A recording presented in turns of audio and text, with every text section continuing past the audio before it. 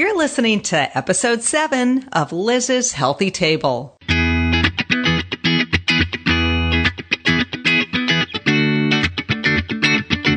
Looking for a healthy new way to feed your family without the hassle and hype?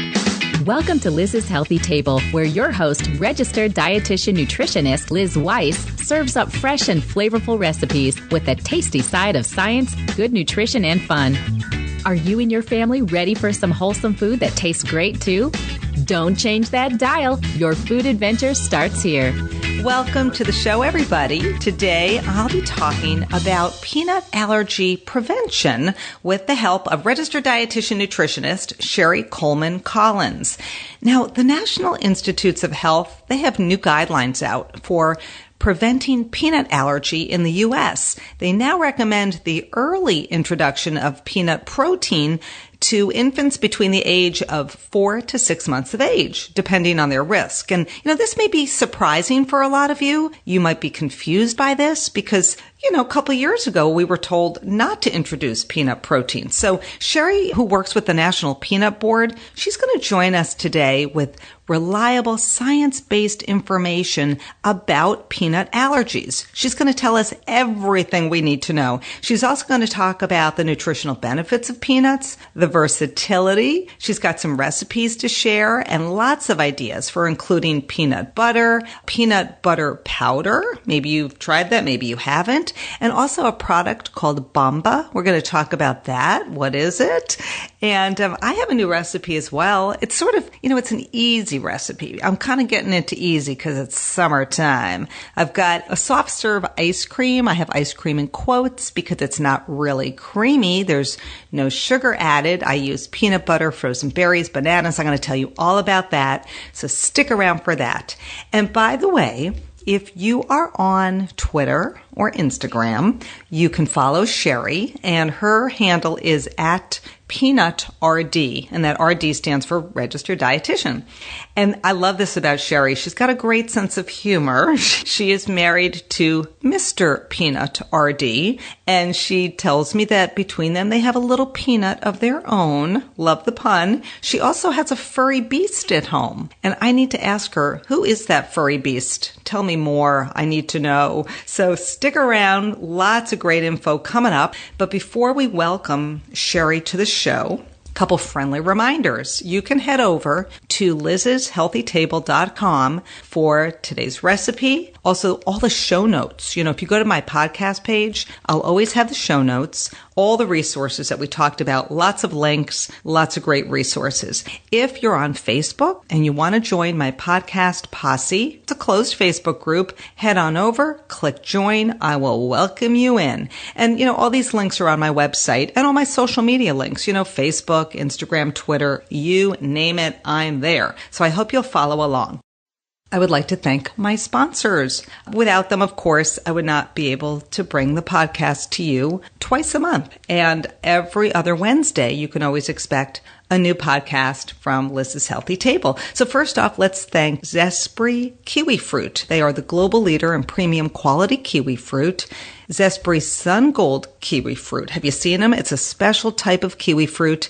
It has a tropical sweet taste, a smooth hairless skin, plus a juicy yellow flesh. It's a healthy snack. You can consume it on the go. You just slice it in half and scoop with a spoon. I actually sliced up some Sun Golds today. Simon's a counselor at camp this summer for a bunch of little kids, and he packs his lunch every day. So nice mom that I am, I sliced up some beautiful peaches and a beautiful Sun Gold, put that in the lunchbox. Got to get your fruit into your diet every day. You can learn more at zesprikiwi.com.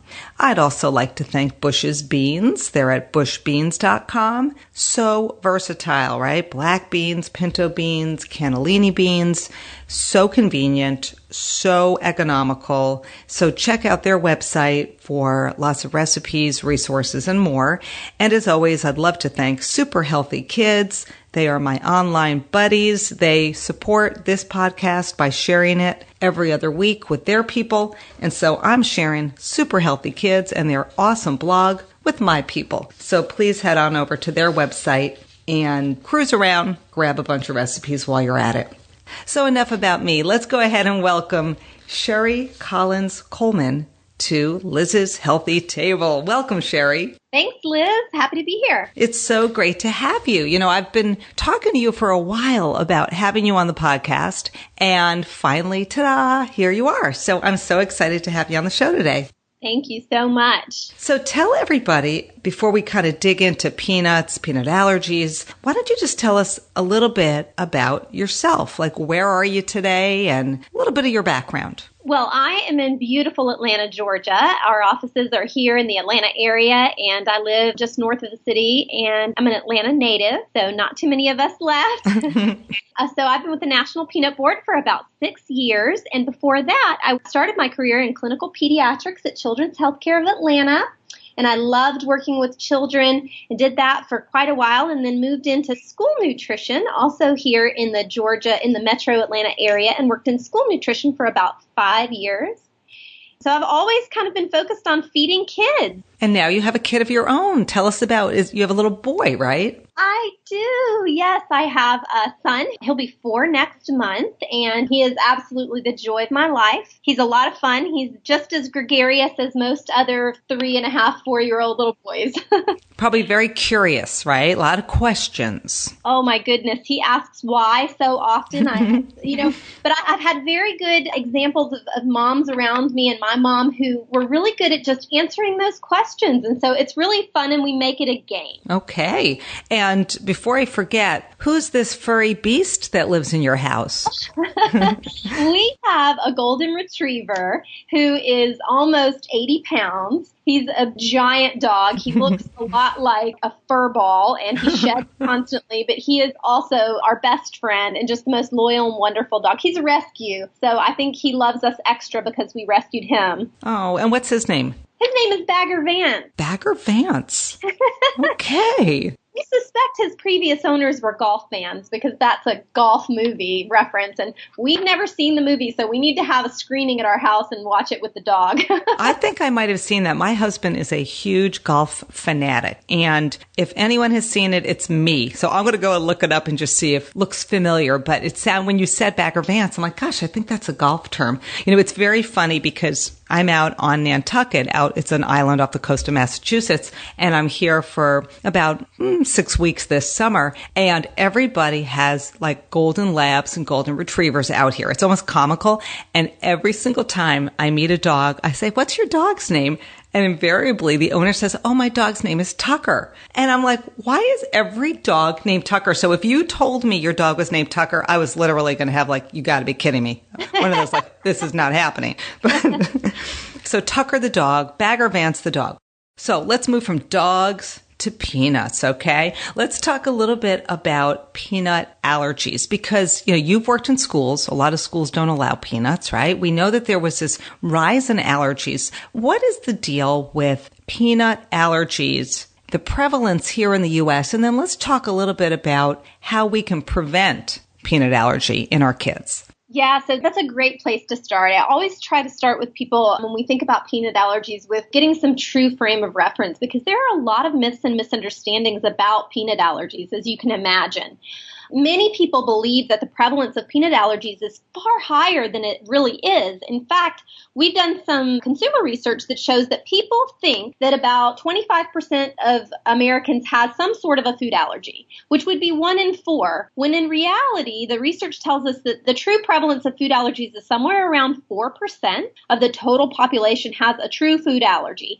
And when I say food allergy, I'm talking about an IgE-mediated food allergy that should be diagnosed by a doctor, that is a true immune reaction to food. And so that's really pretty rare. And when it comes to peanuts, it's even rarer. So less than 1% of total Americans has a peanut allergy and less than 2% of children has a peanut allergy. Okay, so not as common as people think. Right. And I think that that's helpful in just kind of understanding the scope of the problem. But that isn't to say that the problem isn't a true problem. We recognize that, peanut allergies and all food allergies have the potential to cause anaphylaxis, and they can be life-threatening. So it's definitely not an unimportant issue and something that we really need to pay attention to. And there's so many questions that scientists still haven't answered about food allergies, like why do some people have food allergies allergies and other people not have food allergies.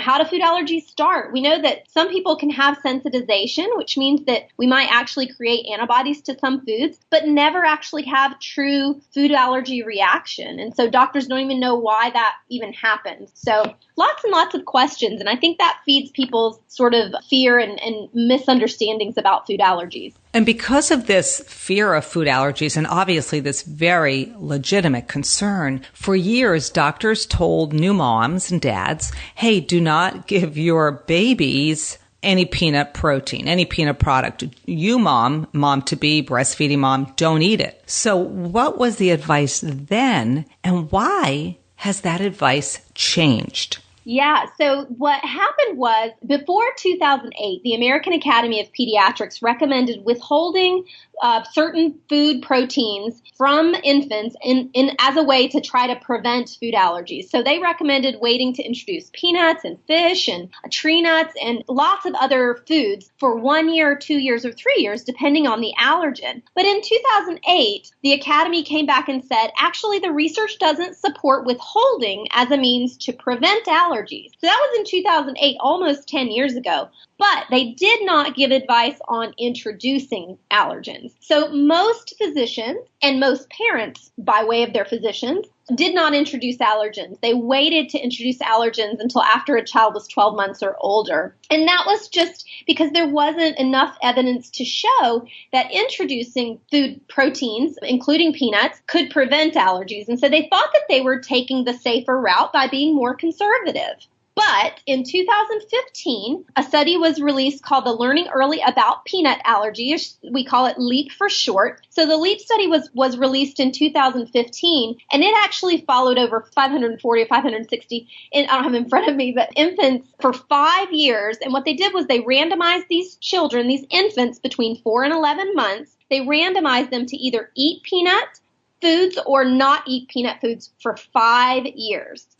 So it was a long study. Mm-hmm. And these infants were already at high risk for developing peanut allergy because they already had either severe eczema or they had egg allergy or they had both. So they were pulled into the study because they were at high risk for developing peanut allergy. And then they followed them for 5 years. And at the end of 5 years, they did oral food challenges where they actually gave the children who had not been eating peanut foods, they gave them a small amount of peanut to see how they reacted. And what they discovered was that among the children that ate peanut early, there was an 81% or greater reduction in peanut allergy because of the early introduction piece. So their bodies had essentially built up an immunity to the protein? What's happening in the body that, if you give peanut early, and we're not talking like peanuts, people, to a 4-month-old, and we'll get into that in a minute, but when you give that protein early, what's happening inside the body that's offering protection? That is so fascinating. And I think that researchers are still really working to understand exactly what's happening.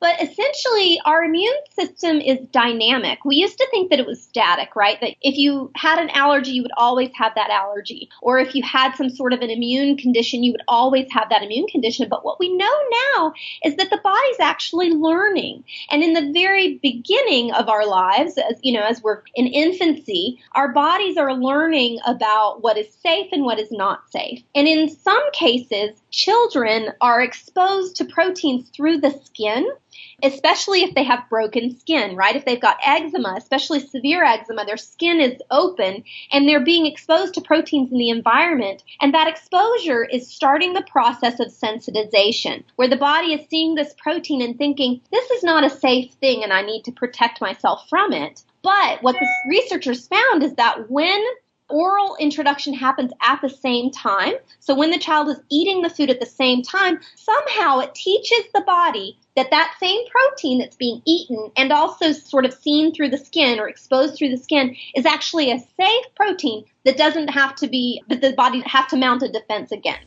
Mm-hmm. So it's getting the body primed and ready, essentially, and kind of getting it used to that protein, rather than saying, a year or two into life, like, whoa, what is this protein? So introducing it early offers protection. And, there was a study that or at least some observation that I had heard about, which was that there were Israeli kids living in Israel and the prevalence of peanut allergy was really low. But when Israeli families moved to England, where they restricted peanut early in life, they started to see this rise in peanut allergy. And I think wasn't that sort of this observational study that sparked a real keen interest in figuring out, like, gee, wait, maybe restricting isn't a good idea. Yes, absolutely. That study was the impetus for the LEAP study. So that study actually started these researchers from the United Kingdom down the road of trying to figure out why there was such a significant difference. So there was a 10-fold increase in peanut allergy when you compared these similar populations of infants in Israel to these genetically similar kids in the UK. There were 10 times more peanut allergies in the kids in the UK as compared to the kids in Israel. And what they discovered was that those families in Israel often began to introduce peanut foods in infancy as a weaning food through a product called Bamba, which is a corn and peanut puff that a child can hold in their hand and they can gnaw on it and it just kind of melts in their mouth. So it was a very common weaning food that babies ate in Israel everywhere. And they didn't eat it here. Can you get Bamba here in the U.S. now? You can. You can order it through Amazon. And there are also some other companies that I think are in the process of developing some products here in the U.S. So right now, Bamba is imported, and you can buy that through Amazon. And in the future, I think we'll see some domestic products available too. Wow, that is so cool. That fascinates me. And I think when I first heard about that research on these Israeli kids, the hypothesis, the theory at the time was this hygiene theory, which was that, gee, maybe the kids in England are sort of hyper clean. They're constantly, Purelling their hands and they're too clean. And that was sort of one idea. But then in the end, it turned out that the kids in Israel were eating Bamba and other foods and were getting exposed and their bodies were getting used to it. I find that really fascinating. So tell me, how as a parent or a caregiver, do you introduce peanut products to babies? I mean, we're not giving them peanuts, right? So what can you do and how often should you be doing it to get peanut foods into your baby's diet? So that's a great question. And in fact, the National Institutes of Allergy and Infectious Disease in January released new guidelines on how to introduce peanuts for infants in the U.S. And what they said is that really there are 3 groups of children, and we need to consider each one individually. So with an infant, what you want to do is sort of determine their risk for the development of peanut allergies. Now, there are risk factors we may not have identified yet, but there are definitely some that we know. And from the LEAP study, what we know is those kids with severe eczema or egg allergy or both, those are the kids at the highest risk. And those are the kids that made up this study. So when we think about those children, the recommendation is that you see your pediatrician first. So they need to be evaluated by a health professional in advance of introducing peanut foods to determine what their risk is. And they may need some additional testing. So they may need skin prick tests beforehand, and they may want to do the first introduction in the office. That's not always going to be necessary, but it might be. So for children who fall into that category, they need to be evaluated by the pediatrician, and the recommendation is to introduce peanut foods as early as 4 to 6 months in that group of children. And then the second group of children who have mild to moderate eczema, and the recommendation there is that parents can introduce peanut foods around 6 months. And they don't necessarily need to have an evaluation in advance, but they can if that's something that the parent wants to do. And then lastly, children who don't have eczema at all or any food allergy, those kids are not considered to be at risk for peanut allergy, and they can introduce peanut foods at an age-appropriate time. And of course, in all of these cases, the food needs to be introduced in a safe way. So what does that look like? The fact is that peanut butter and peanuts can be a choking hazard if they're not properly handled. So peanuts we want to take off the table for infants altogether. And peanut butter can be used, but it needs to be thinned out. So the recommendation is to take 2 teaspoons of peanut butter and mix it into another food to thin it out to an appropriate consistency. So it can be mixed into like a rice cereal or oatmeal cereal, or even thinned with a little bit of warm water or breast milk or formula, and then can be fed to the baby. And then another product that's on the market market that's great for introduction is powdered peanut butter. Liz, have you tried powdered peanut butter? You know what? I have not. I was just at the Stop and Shop, and because my life is so crazy half the time, I thought in 1 minute, go, look for the peanut powder. And then, of course, it left my brain, and I haven't bought it yet. So talk about this peanut powder. I am really intrigued by this. Yeah, so powdered peanut butter is just peanuts that have had most of the fat removed or pressed out, and then it's ground into a fine powder, just like a flour. If you imagine just a gluten-free flour, that's essentially what powdered peanut butter is. And it can be used in baking, and it can be used in smoothies and lots of other applications. But for infants, it's really simple to just mix those 2 teaspoons of powdered peanut butter into applesauce or into yogurt if a child has already had yogurt for the first time, and use that as the way to introduce. And then after that first safe introduction has happened, the recommendation is that children should eat peanut foods regularly or about 3 times a week. Okay. On my last show, Sherry, I had Katie Ferraro on, and she's an expert at baby-led weaning. And we had a pancake recipe that we talked about that I had created on the show. And I'm thinking that you could make a pancake and add some of that peanut flour, and that would be a great way to get peanut into the diet. And, especially for babies who are doing baby-led weaning, which is more self-guided, or babies who are advancing to more challenging textures, something like a pancake or a teething biscuit. You could do a homemade teething biscuit. I would think that's do you have any recipes on your website like that? We do. In fact, we have a teething biscuit that is on our website, and it's a really simple recipe that is very nutritious, and it's also great for children who are starting to teeth, so a little bit older as they get to be maybe 8 or 9 months old and start to break those teeth in. Mm-hmm. Very good. So tell me about other allergens, tree nuts, shellfish, eggs. The LEAP study just looked at peanuts, but can we extrapolate, or is there just more research that needs to be done? Yeah, I think we need more research in most of these other foods. There was a study that came after the LEAP study called the EAT study, which is inquiring about tolerance. And what they did in that study was they tried to introduce 6 common allergens in the UK over a short period of time in that same infancy among children who didn't have any known risk factors for food allergies. And what they discovered in the study was that it was hard to do that. It was hard to introduce all of these foods in that sort of compact time. They were trying to get them all in sort of the same window that they did the LEAP study, and also in the same quantities. And that was really challenging. Because it was challenging, we can't take a lot from that study as far as application. But it does appear that it reduced the risk of allergy for egg, and again for peanut, and also maybe for milk. With the other foods, we don't have quite enough information to say yes. It looks like from some other studies as well that early introduction of egg may reduce egg allergy, and then early introduction of dairy may reduce cow's milk allergy as well. But we do need more research before we can give specific guidance in those areas. What we do know is that early introduction of allergens should not be avoided because it's not unsafe to introduce these foods. It may or may not prevent allergies, but it isn't unsafe for an infant to eat these foods. And, if we think about babies over thousands of years, parents, had no knowledge, right? They just ate what was available. And we just didn't see allergies like we do today. So that advice of not restricting is certainly good advice. And as always, talk to your pediatrician because, as a new parent, a caregiver, there is a lot to consider and it can be overwhelming. So this is good that we have this good science that really explains why it's important to introduce peanut early. So I appreciate all that. And I know, my kids are older, and when they were babies, we didn't have any guidelines on restricting. So we ate whatever, we wanted to eat. So it's amazing how things change, right? The advice changes. But I feel like right now this is pretty solid stuff. So that's great news. I agree completely. And I think that, one of the things that as a registered dietitian and as a mom and as a friend, I really try to encourage people not to be afraid to feed their children.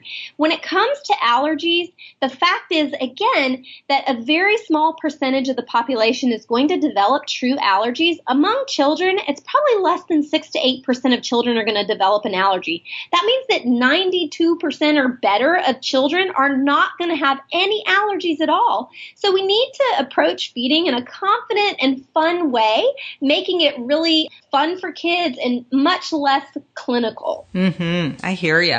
And speaking of fun, I have to tell you about this recipe that I just created yesterday. And I say recipe because it's so easy. So it's more of a concept. But basically, I had in the freezer a bag of frozen blueberries, strawberries, and bananas. And my husband had just bought it at the Stop and Shop. It was one of these sort of mixed fruit bags.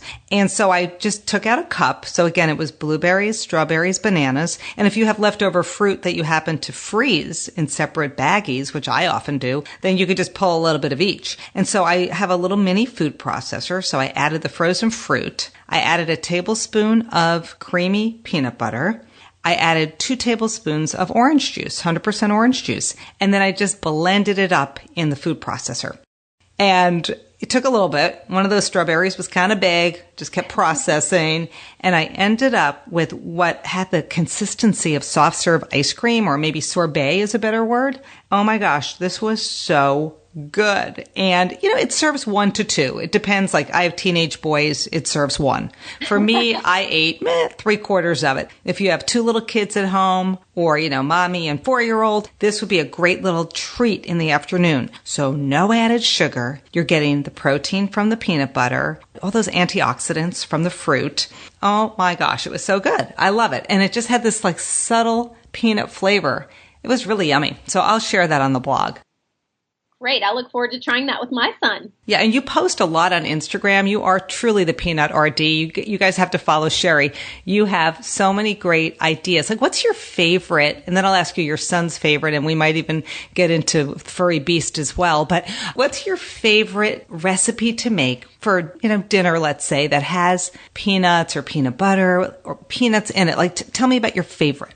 So I use peanuts and peanut butter in my cooking all the time. Almost every single day we eat peanut butter and peanuts. Probably my favorite way to use it in dinner is to make a peanut sauce. I love to make a spicy peanut sauce and then keep it in the fridge, and I can use it for all kinds of things. For dinner, I usually make a stir fry and then toss my vegetables and protein with the peanut sauce and top it with chopped peanuts, and it's a huge hit at my house. What's in the sauce, Sherry? What goes in that sauce? So I actually like to use peanut butter, and I use different sort of quantities of this. Every time I make it, I kind of make it by memory and I adjust it.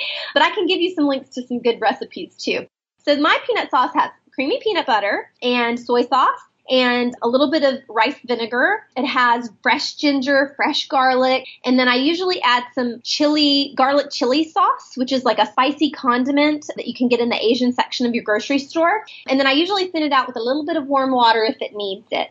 That makes the most consistent, delicious, fantastic peanut sauce that we use on our stir fry, and then I use it in sandwiches, and even sometimes I'll top my eggs with it. It's so good. Yummy. Yes. Send me some links and I'll put that in the show notes. I will. And even sometimes I'll add a squeeze of lime and then some cilantro, and it just finishes in an amazing way. Some people hate cilantro, so can we do parsley instead? I actually love it, but, it's very contentious. If I post on Facebook, do you love cilantro or hate it? It's usually a 50-50 response. Yeah.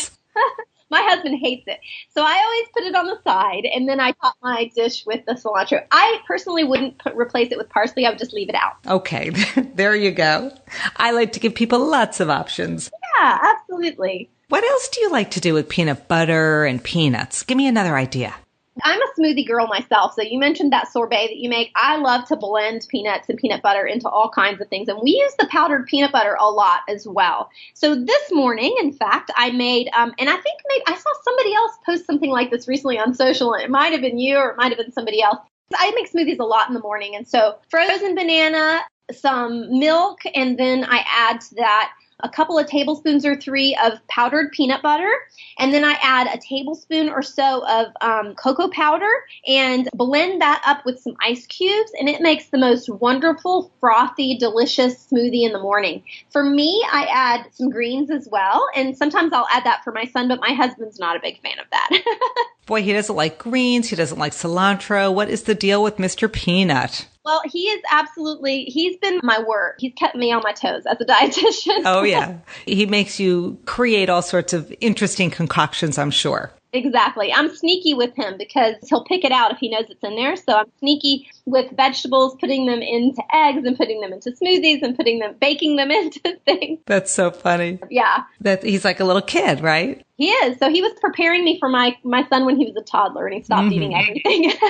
I love it. I love it. That smoothie sounds so good. And in our smoothie bowl coloring cookbook on my website, I've kind of reworked my coloring books and I now sell them as downloads on the website, only $3.99. And so my smoothie bowl coloring book download, I've got two smoothie bowl recipes that feature peanut butter. And one is similar with the banana and the cocoa powder, sort of a little chocolatey, right? And some yogurt. Love that one. And then I have another one that's got frozen strawberries and grape juice and peanut butter. And it's sort of like a PB&J. It's a riff on PB&J. So that's another great smoothie or smoothie bowl that you can create. So I think it's so versatile. I just had toast with peanut butter for breakfast. And of course, sometimes you could slice bananas and put that on top. Do you want to hear the weirdest combo, but I totally adore this?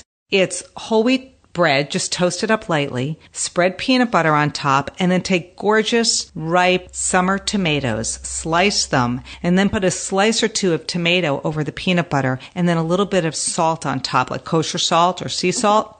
It sounds weird, but I'm telling you, it is absolutely delicious. I will try that. Yeah, you have to. Yeah, when tomatoes are, I don't know if you guys have tomatoes. You probably do, I would think, down in Georgia. Definitely. I actually grow my own. I have 5 tomato plants right now, and they are producing like crazy. So that's something I will definitely try. Ooh, I'm very jealous of you. You're lucky. Do you know who Andrew Knowlton is from Bon Appetit?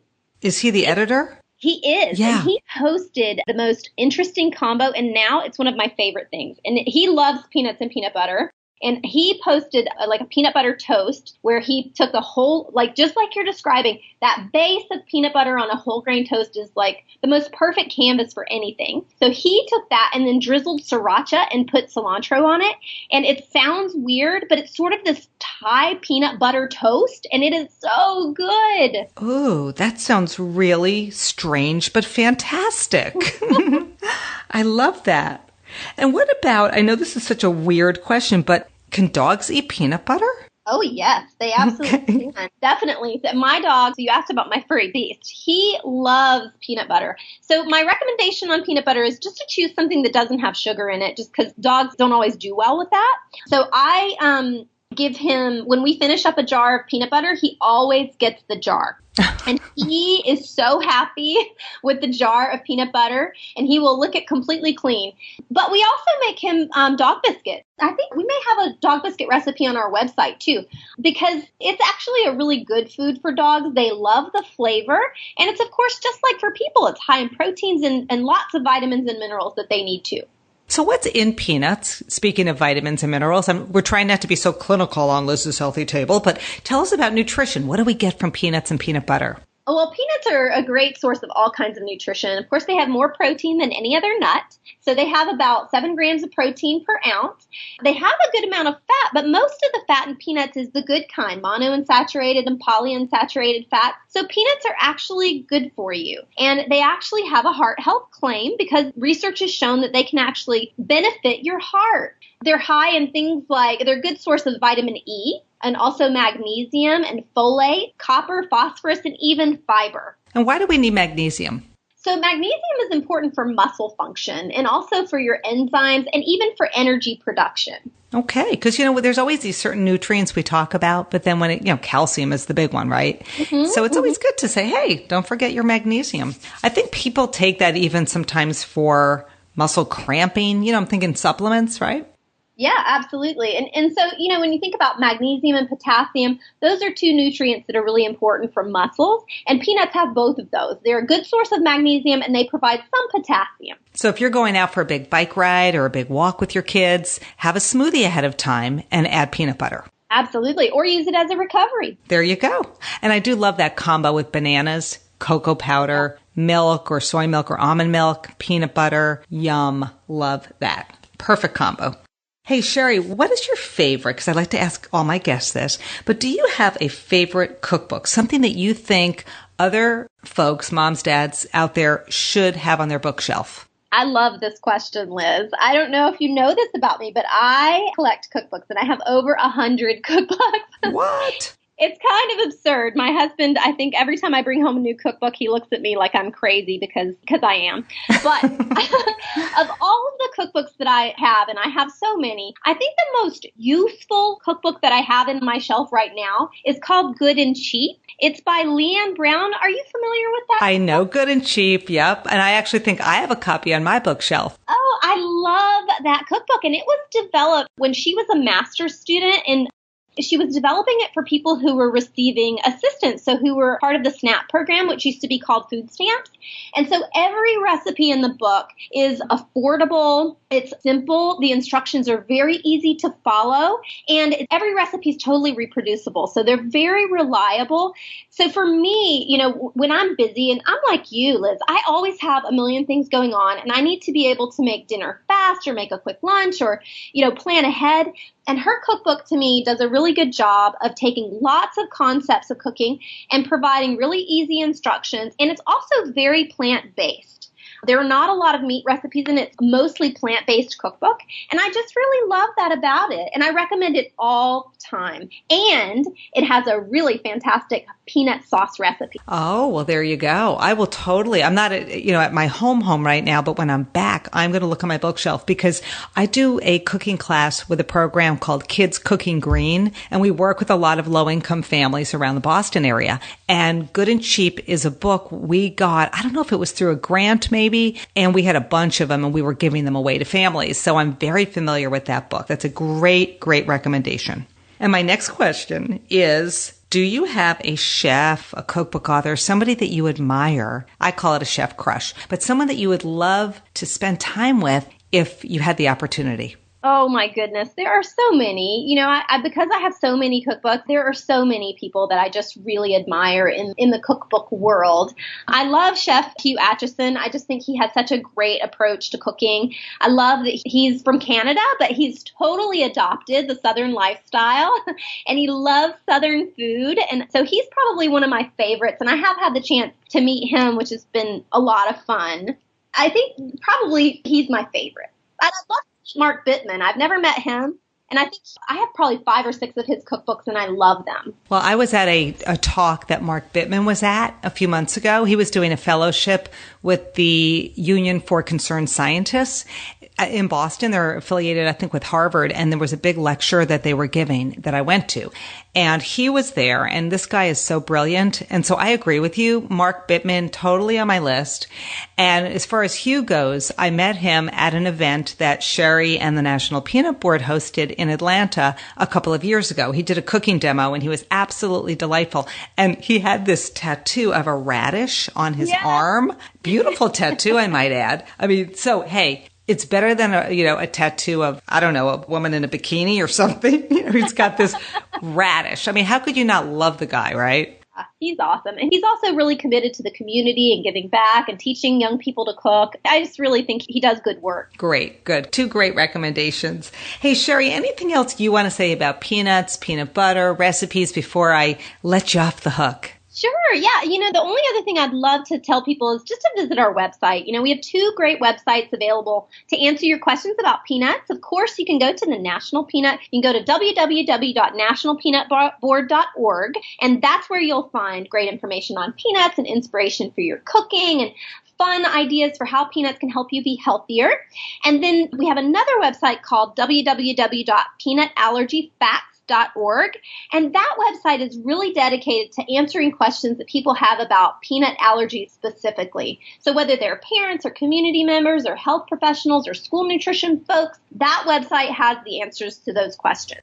So those are 2 great websites, and we'll be sure to put them in the show notes. We'll link people over. But Sherry, this brings me to one more question to ask you, and that is, should schools, do you think, be restricting peanuts and peanut butter? Because a lot of schools over the years have said, listen, we don't want to have any, reactions in our school. No peanuts allowed. So what's your take on that? I think that's a great question. I think schools are trying to do the best thing that they can to keep kids safer, with kids who have food allergies safer. And I totally understand that approach, but the research is showing that actually doesn't work. What we've seen is in 2 really good studies in the last couple of years, one that was done in Canada, where they looked at reactions in children who had peanut allergies, either in schools that claimed to be peanut free or in schools that did not restrict peanuts. And what they found was twice as many reactions happened in the schools that claimed to be peanut free as compared to the schools that didn't restrict peanuts. So more reactions are happening when there's supposed to be a peanut ban in place. And that could be because there's a false sense of security, and these kids think that the environment is completely safe and aren't as diligent. And another study happened that was released just this last year. I think it was in Massachusetts, where they looked at reactions also, and they found that there was no difference in the rate of EpiPen administered in schools that claim to be peanut-free as compared to those that weren't. So there's no difference in the reactions that are happening in those schools. So there's a better way to approach managing allergies, and we recommend the CDC guidelines. They have voluntary guidelines for the management of food allergies in schools, and those are available online for free, and they recommend a comprehensive approach rather than banning any one food. Fantastic. This is good to know. Sherry, maybe you can follow up and send me some of these links we've been talking about. I'll make sure that I get all of this on the show notes, and I've been taking notes too. So we'll cover all the bases here, and everybody will be well informed. And I just cannot thank you enough for coming on the show and offering so much great insight and clearing up all the confusion. Thanks, Liz. It's been my pleasure. Well, that was such a great show. I'm so happy that Sherry came on. And I just want to remind everybody that for the recipes and the show notes, head on over to lizshealthytable.com. And then once you're on my website, you'll see links to the podcast Posse, which is my closed group on Facebook. Everybody's welcome to join. You'll see links to Facebook, Twitter, Instagram, and Pinterest, and YouTube. And I hope you'll follow me on all of those social platforms. And as always, thanks everybody for listening to Liz's Healthy Table.